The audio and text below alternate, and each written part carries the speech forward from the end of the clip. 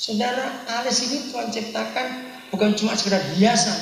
Memang jelek kalau orang nggak punya alis. Coba bayangkan orang nggak punya alis. Betul nggak? Ih, jelek sekali. Ternyata alis ini bukan cuma hiasan. Saudara tahu nama talang? Orang sini bilang apa talang? Atap pasti ada talang. Nah, alis ini talang untuk mata kita dilindungi. Saya meneliti anatomi tubuh manusia. Siapa tahu yang namanya cuping telinga? Ini bahasa Indonesia. Saya nggak tahu bahasa daerah sih. Cuping itu coba saudara lihat. Semua kuping kita pasti ada lebih sedikit yang di ujung sini. Coba pegang semuanya. Ada enggak? Bukan di dalam, di ujung sini. Betul? Tidak ada orang enggak punya cuping telinga. Suatu kali saya pernah tanya pada Bapa di surga, kenapa waktu kau buat kau kasih lebih dikit? Ini kenapa? Kenapa gak dipotong begitu setara? Dalam anatomi tubuh manusia, ternyata cuping ini punya 3 fungsi. Nomor 1, dia peredam suara. Jadi sebelum semua suara masuk ke dalam, dia harus minta izin permisi ke cuping ini. Cuping, saya mau masuk. Nah, baru.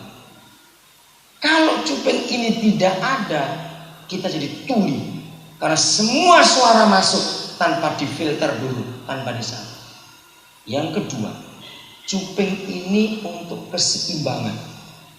Jangan coba-coba kau potong. Kalau ini dipotong, orang kan pusing, dia nggak akan seimbang. Ini luar biasa. Yang ketiga, ini pelindung karena dia tulang muda.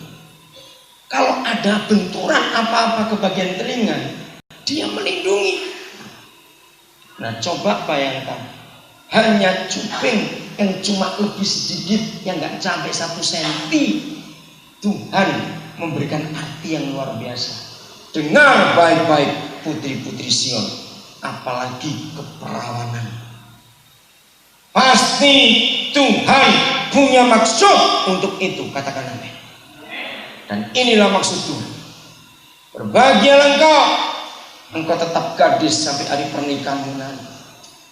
Maka engkau akan melahirkan anak-anak sulung. Dan anak-anak sulungmu itu akan menjadi tentara akhir zaman untuk mengalahkan setan. Mengerti sekarang kau kebenaran ini? Orang tua, cerewetlah kepada anak-anakmu mulai hari ini. Beritahukan kepada anak laki-laki saudara dan anak-anak perempuan saudara. Istri saya tiap kali mendoakan ibu hamil, dan itu jadi tren, jadi hal yang luar biasa. Pertama kali saya dengar dia mendoakan ibu hamil, saya terkejut. Bapaknya anak itu pun kaget. Dia doa begini, Tuhan lindungi anak ini bayi masih dalam kandungan. Pada waktu dia remaja nanti, jangan sampai dia salah menentukan siapa jodohnya. Sebab engkau memberikan jodoh sejak dia masih dalam kandungan. Tiap kali ada ibu hamil, itu doa istri saya. Karena dia tidak ingin ada anak-anak yang salah dalam perkawinan. Jadi ibu-ibu, bapak-bapak, beritahukan anak-anak kita sejak masih dalam kandungan. Engkau sudah ditentukan jodoh oleh Tuhan di surga. Jangan engkau salah dalam memilih. Nah, mengapa kehamilan anak pertama pada bulan tertentu menjadi keretakan keluarga? Ini rahasia. Kalau yang mengajak hubungan seks itu laki-laki, maka itu janji engkau, laki maupun perempuan dalam nama Yesus, tidak ada seks sebelum pernikahan. Amin. Maka si perempuan mau dengan bujukan, toh sama juga, nanti dan sekarang toh aku menikah dengan kamu. Lalu terjadi hubungan itu walaupun tidak tahu. Berapa tahun kemudian mereka menikah, dan si istri ingat perbuatan dia sebelum menikah. Nah, pada kandungan bulan tertentu, pasti suami istri tidak bisa melakukan hubungan seks. Itu kan mengganggu kandungan. Nah, ketika si istri yang mengandung besar sadar dia tidak bisa melayani suaminya, maka timbullah kecurigaan. Walaupun suami tidak berbuat apa-apa dengan perempuan lain, tapi karena istri ingat perbuatan itu waktu masih pacaran, maka kecurigaan mulai muncul. Jangan-jangan kalau engkau nggak pulang, jangan-jangan kalau engkau terlambat pulang. Padahal suami nggak buat apa-apa. Suami istri tinggal satu rumah, satu tempat tidur. Saudara, manusia itu sangat peka. Kalau saudara dan saya ini nggak bicara suami istri, tapi dalam teman saja, rasa nggak kalau kita dicurigai orang? Coba jawab. Kalau ada orang curiga dengan kita, kita rasa tidak? Coba jawab. Rasa tidak? Rasa sekali. Apalagi ini suami istri. Jadi kecurigaan istri itu mengganggu suami. Nah, suami akan tersinggung. Kenapa kelakuanmu seperti itu?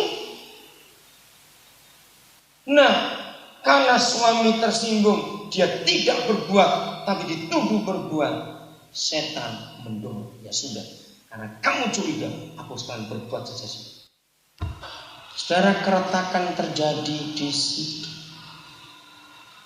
Maka itu jangan ada seks sebelum pernikahan dalam nama Yesus. Rusak rumah tangga. Maka itu saya ulangi lagi, tidak ada penderitaan kecuali suami istri saling menyakiti, saling curiga. Itu menderita betul. Maka itu adik-adik, engkau jaga diri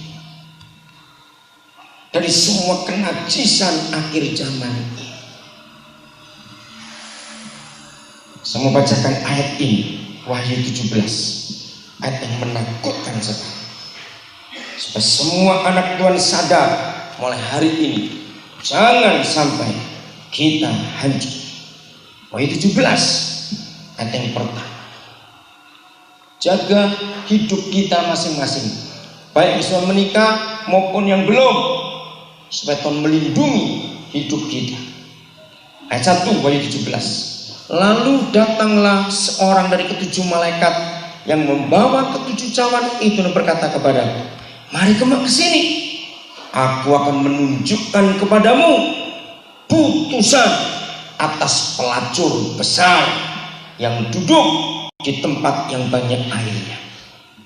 Saudara, Roh Kudus menolong saya untuk mengerti ayat ini.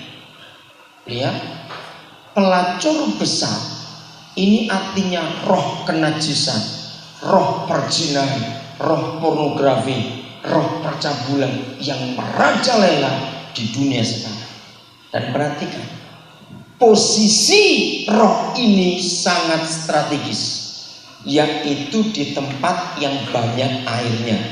Bukan cuma sekedar tempat yang ada airnya, tapi firman mengatakan roh itu duduk bertakhta menguasai tempat yang banyak airnya.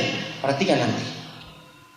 Satu, semua orang perlu air lebih dari perlu makanan, ya atau tidak? Iya. Jadi kalau roh percabulan, roh pelacuran ini terjadi di dunia dan dia menguasai tempat yang banyak airnya, berarti roh ini ada di setiap kebutuhan pokok manusia.